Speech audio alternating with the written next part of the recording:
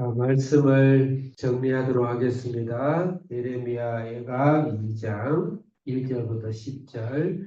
오늘 2장인데 내일 우리 김한계 전도사님이 정리해 주겠지만 오늘 전체로 좀 정리를 가능한 한 장을 해보도록 하겠습니다. 예레미야 애가를 한 두 가지 정도를 전제적으로 생각해야 됩니다.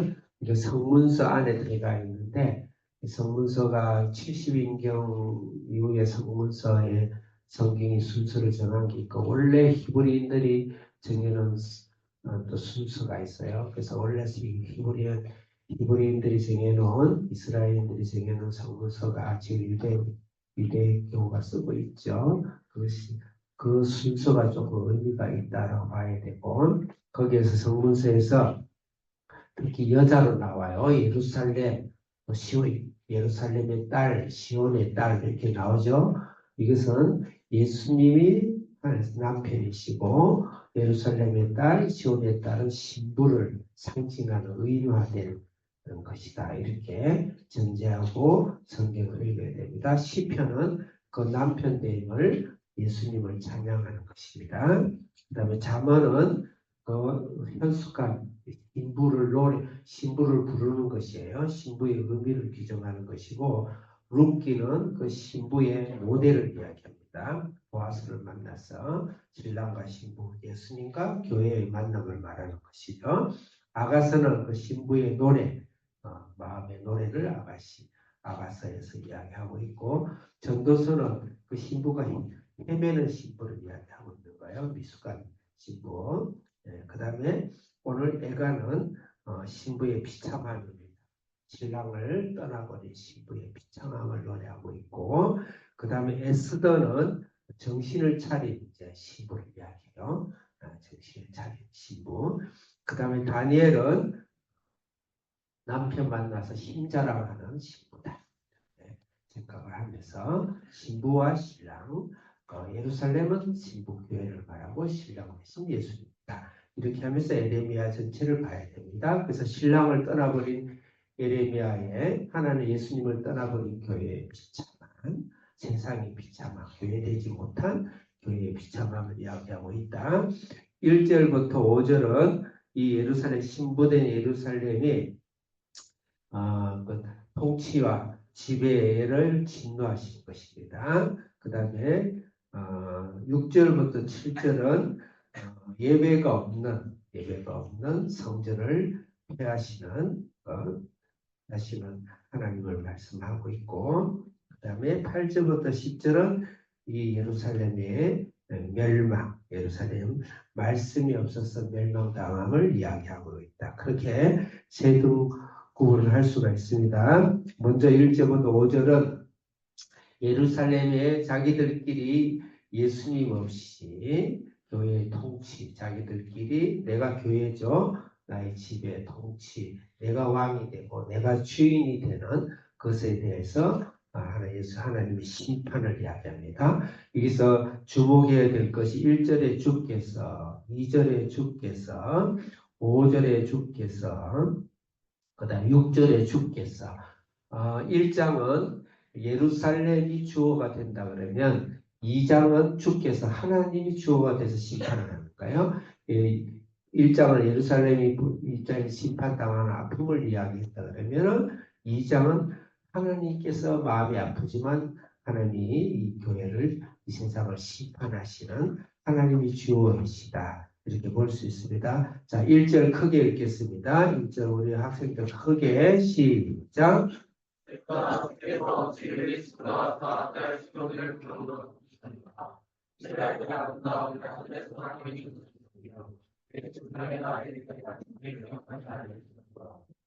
네, 여기서 딸 시온, 이거는 신부, 교회, 또 우리를 이야기한 생각하면 되겠죠. 그 뒤에 보면 그의 발판을 기억하지 않는, 발판은 언약궤를 말하는데 하나님의 임재, 지성소의 언약궤에 하나님이 그 지성소에 임하시는, 임재하시는, 그래서 발판 삼으시는, 언약궤를 발판 삼으시는 그런 의미를 이야기하고 있습니다. 하나님이 임재죠.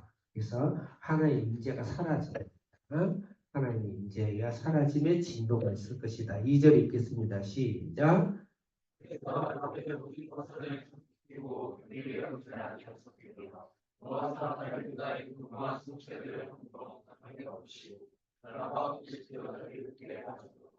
예, 거기에 나라라는 것은 통치, 왕국을 말합니다. 지도자도 당연히 통치하는 자들이죠.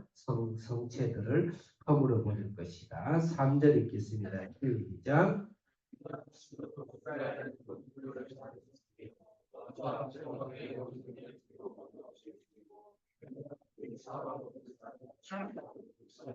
네, 여기서 이스라엘의 모든 뿌리라는 것은 권세와 힘을 말합니다.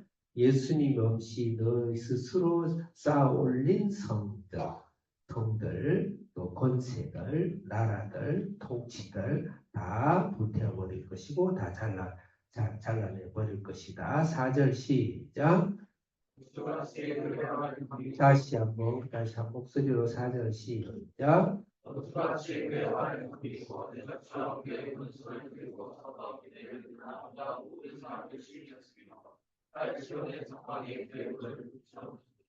예, 예루살렘 딸 신부 교회에 스스로 세운 예수님 없이 세운 이 장막에 하나님이 너를 불처럼 쏟으실 것이다. 5절 시작.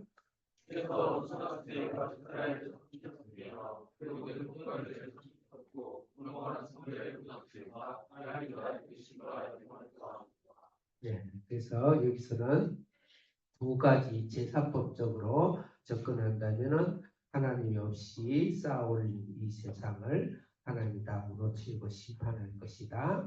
또 한편에서는 이 세상의 심판을 예수님이 대신 받으실 것이다. 특별히 도덕법적으로 불을 받은 교회를 향하여서 예수님 없이 너희들의 마음의 벽을, 너희 인간을, 너희의 에고를, 너 자신을 쌓아 올리느냐? 그것을 하나님 앞에서 주인 자리를 내려놓고 너 자신을 스스로 깨고 너 자신을 성찰하고 너 자신을 내려놓고 너를 비워라 라는 하나님 말씀이에요. 그래서 거기에 대해서 하나님께서 진노하신다는 거죠. 그래서 내가 내 주인이 되는 것은 하나님 진노의 사실은 대상이 되는 거예요. 그래서 결코 하나님의 은혜와 능력을 맛볼 수가 없어요. 내 안에 예수님이 들어와 계시지만 성령이 와 계시지만 성령님 하지 않고 내가 나의 탑을 나의 성을 쌓아가는 내 에고를 쌓아가는 그런 삶을 빨리 떠나서 하나님은 거기 슬퍼하시고 하나님 엄청난 진노가 있다. 그 말씀하는 겁니다. 두 번째로는 하나님 없는 나의 하나님 앞에서 예수님 없는 종교적인 예배에 대해서 이야기합니다. 6절 크게 읽겠습니다. 시작.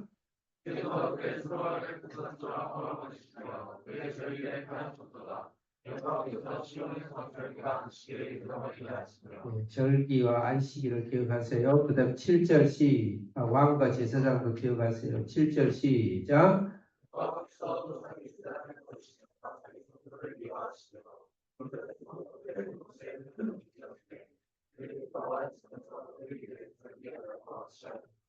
진짜 많이 나오죠.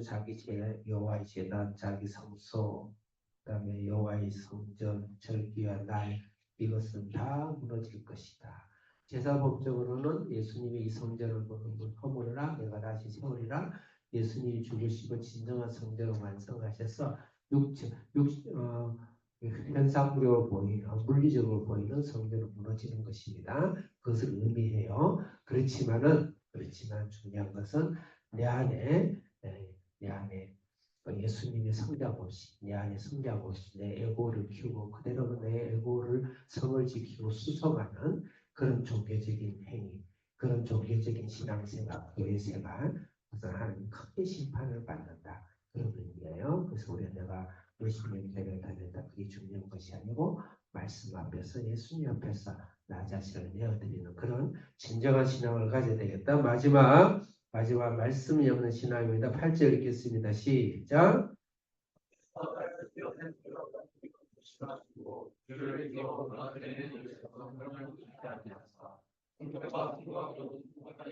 빠른 속도로 9절 시작.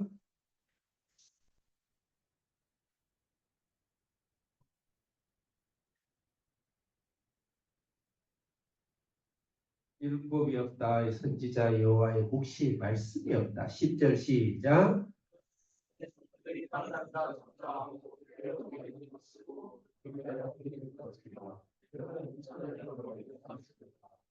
큐티가 없는 신앙생활은 헛되고 절대 하나님을 알 수도 없고 경험할 수도 없고 오히려 하나님의 진노가 머무는 하나님의 말씀이 없는 신앙생활은 진노가 머무는 그래서 말씀은 의무이고 생명이다.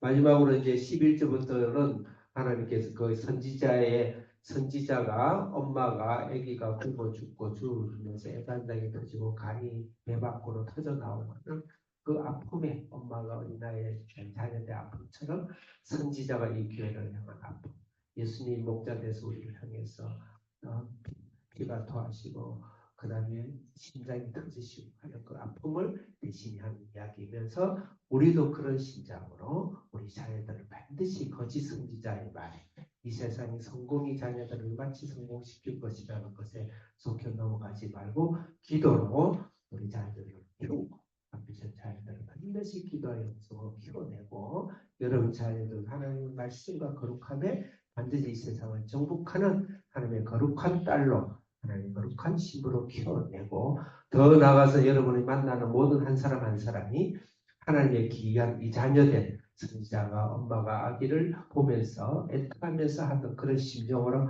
한 사람 한 사람을 만나면서 하나님의 전하는 사랑을 전하는 그런 사람 되기를 바라겠습니다. 살아계신 하나님 아버지 오늘도 우리를 향해서 애타면서 엄마가 어린아이를 굶어 죽어가는 자녀를 보면서 애타면서 창자가 배 밖으로 튀어나오던 터져나오던 그 심령의 고통으로 오늘 하나님의 진노를 우리가 아버지 하나요 피하고 하나님의 음식으로 은혜를 향하여서 우리 자녀들과 이 세상 영혼들을 품고 가는 저희들 기도를 주옵소서. 예수님의 이름으로 기도합니다. 아멘.